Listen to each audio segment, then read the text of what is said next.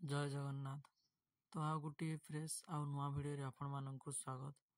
तो पूर्व भिडियो आपण माने एग्रीस्टाक आप विषय जानते कि कौन कौन डॉक्यूमेंट आवश्यक हुए एवं केमिति आवेदन करा जिवो ताहा एबे पर्यंत आपण मानकु मिल नथिला।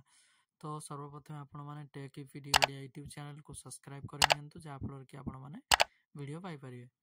तो देखंतु आपण मानकु एग्रीस्टाक रो एई भली भाबे इंटरफेस शो करिवो।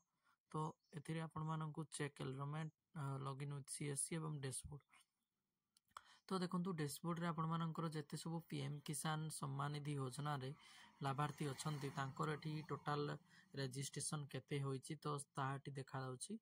तो एडी देखंतु आपण मानकर टोटल गोटे भी रजिस्ट्रेशन एबे पर्यंत एग्रीस्टाक रे होई नाही कोन कि तार एप्लीकेशन रे एबे पर्यंत कोनोसी भी अपडेट आसी नाही कि एप्लीकेशन केमिति वर्क करूची केमिति कोन। तो जस्ट आपण मानकु जणैवा पई मु ता विषय रे ए वीडियोटी बनैछि।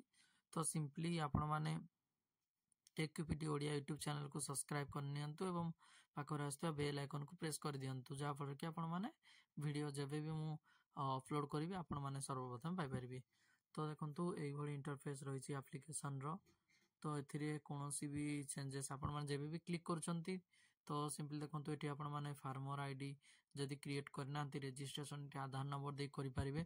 तो आपण मानकु मु रिक्वेस्ट करिवि कि आपण माने वर्तमान निज थ्रू रजिस्ट्रेशन करंतु नाही।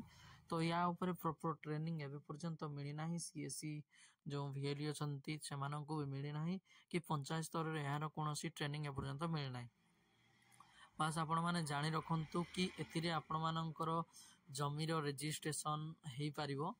तो सिंपली यही आपरो उद्देश्य होला कि आपण मानकर जो पूर्वापुरुष जमी अच्छी आपण माने चाष करुछंती तार पूरा डॉक्यूमेंटली वेरिफिकेशन पाई ए एप्लीकेशन को बना जायछि।